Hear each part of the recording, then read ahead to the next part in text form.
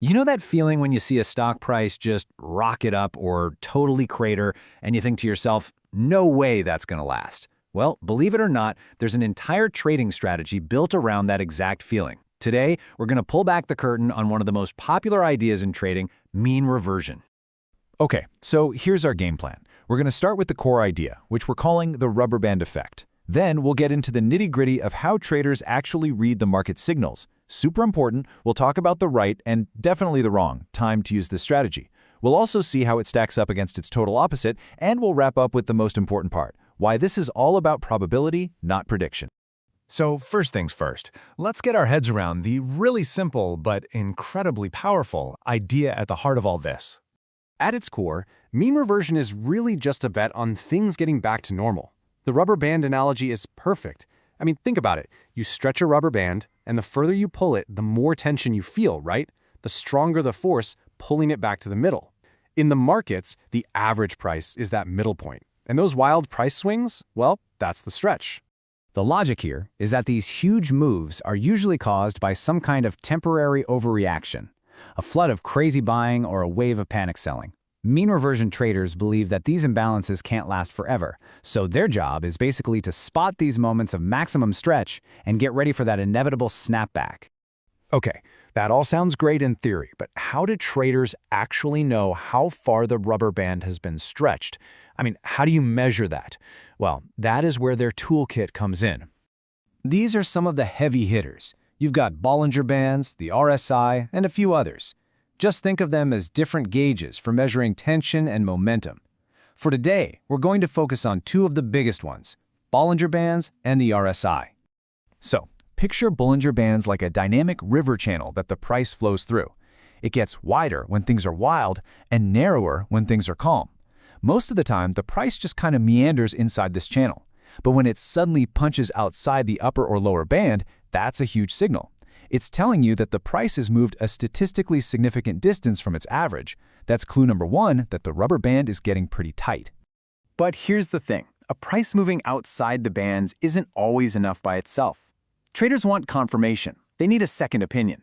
And that's where the relative strength index, the RSI, is so important. It's not measuring the price itself. It's measuring the momentum behind the move. It's basically asking, is this move running out of gas? The first critical number to watch on the RSI is 70. When that line climbs above 70, it's like a warning light flashing on the dashboard. It suggests buyers have pushed things so hard for so long that the asset is likely overbought. The odds of a pullback are starting to get much, much higher. And on the flip side, you have the number 30. It's the exact mirror image. When the RSI drops below 30, it suggests the sellers have gone too far. They've created an oversold condition, and a bounce back is getting more and more likely. It's another sign that the rubber band is stretched to its absolute limit on the downside. Now this next part is, and I really can't stress this enough, absolutely essential. This strategy can be incredibly powerful, but only if you use it in the right environment. Trying to use it at the wrong time is, frankly, a recipe for disaster. Mean reversion is the undisputed king of sideways, choppy markets. You know, when a price is just bouncing back and forth between two levels. In that kind of market, the snapback happens all the time. But, and this is a huge but, in a strong runaway trending market, that rubber band can just keep stretching and stretching and stretching. Betting on a snapback in that situation is like standing in front of a freight train. And that distinction right there leads us to two fundamentally opposite ways of looking at the market. Let's dig into how this contrast creates two completely different trading philosophies. This table really breaks it down perfectly. Think of it like this. Mean reversion traders are playing for a high win rate. They want lots of small, quick profits in those choppy markets. Trend followers, they're playing a totally different game. They accept that they're going to be wrong a lot because they're hunting for that one rare, massive win when they catch a huge trend. One is a sniper and the other is a home run hitter. But here's the real secret. The pros don't just pick a side.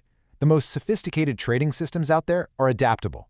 They use mean reversion strategies when the market is going sideways, and then they completely switch gears to a trend-following mode when a strong move starts to take hold. They play both sides. And no matter what, especially when you're betting against the crowd with mean reversion, risk management is just, it's non-negotiable. There are three unbreakable rules. 1. Always know your exit point if you're wrong. Set that stop loss. 2. Never, ever add more money to a losing trade. That's how you turn a small problem into a catastrophe. And 3. Have a clear target for taking profits, which is usually right back near that average where the whole thing started. So, let's bring this all home. If you remember just one thing from all of this, it should be the core mindset, the philosophy behind this entire approach. This quote absolutely nails it. See, mean reversion isn't about having a crystal ball. It's not about predicting the exact top or the exact bottom. Nobody can do that consistently. It is a systematic, statistical game. The whole point is to wait patiently for the odds to stack up in your favor, when that rubber band is stretched tight, and then act on that high probability setup. And that really brings us to the final thought. Whether we're talking about trading, or business, or just life in general, so many of our decisions really boil down to this choice. Are you trying to predict an unknowable future, or are you trying to systematically put the probabilities on your side? It's something to think about.